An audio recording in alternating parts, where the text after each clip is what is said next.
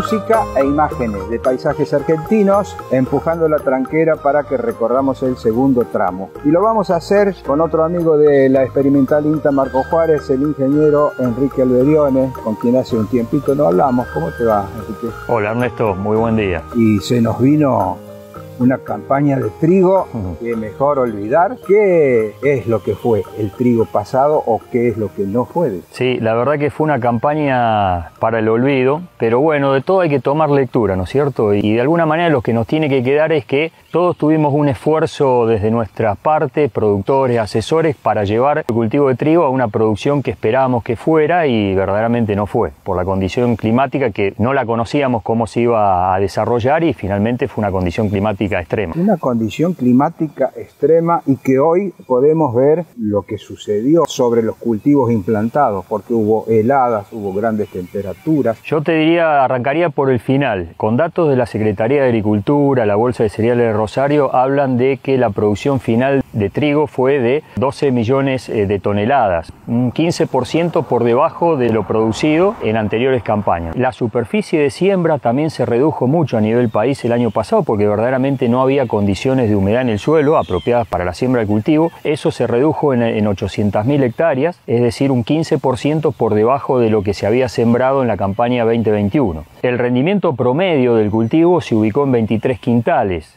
Comparativamente con la campaña anterior, 2021, que había estado en 35 quintales, representó alrededor de un 30% menos de rendimiento promedio nacional. Todo habla a las claras del impacto que tuvo la condición ambiental sobre la producción de trigo. En nuestra provincia de Córdoba, la reducción de la superficie de siembra fue de 470.000 hectáreas, eso equivale a un 35% en comparación con la campaña anterior. ¿Por qué se dio este impacto? Verdaderamente porque fines de marzo, comienzos de abril, dimos cuenta de que verdaderamente no teníamos la reserva hídrica en el suelo que era necesario para el cultivo de trigo y ya desde ahí se tomó en cuenta este dato y necesariamente la superficie se redujo. ¿Qué pasó? En aquellos lotes donde se implantó bien el cultivo, que había humedad, el trigo arrancó bien, pero por la condición de año extrema que se fue dando, el perfil del suelo se fue secando. Recordemos que no tuvimos lluvias a partir de mayo hasta agosto, con algunas lluvias en septiembre, y a esto se le sumaron condiciones de otro estrés, que es el estrés térmico. El estrés térmico fundamentalmente dado por las bajas temperaturas, en donde se registraron días con heladas que resultaron ser muy superiores a la serie histórica. Por ejemplo, en Marco Juárez se habla para una serie histórica de 30 años para atrás, 60 días con heladas. El año pasado tuvimos 70 días con heladas, con intensidades de esas heladas muy fuertes, desde 4 grados para abajo, varios días en agosto y septiembre. Eso necesariamente impactó, provocó una reducción de la biomasa aérea, ¿no es cierto?, del cultivo,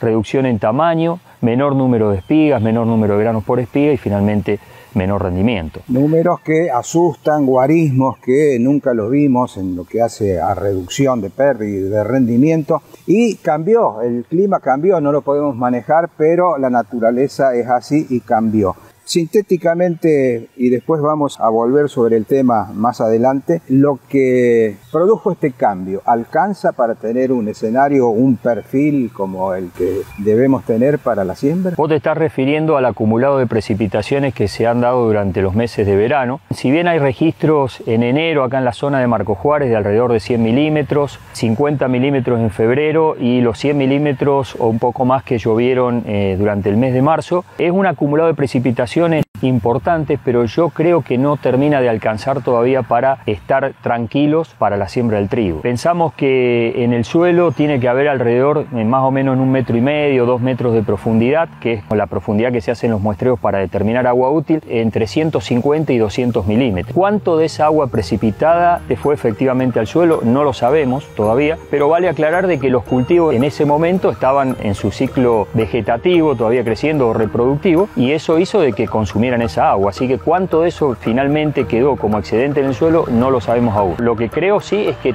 debiera haber mayores precipitaciones ahora en lo que resta el mes de abril, siendo que el mes de mayo ya conocemos que tiende a frenarse el nivel de precipitación. Es cuestión de esperar y es cuestión de ver qué sucede con el clima, porque la cuenta regresiva para la siembra de trigo ya ha comenzado. Enrique, como siempre, muy amable, muy didáctico y, como dije, vamos a volver sobre el tema, más sobre la siembra para ver qué está pasando. Gracias, Ernesto.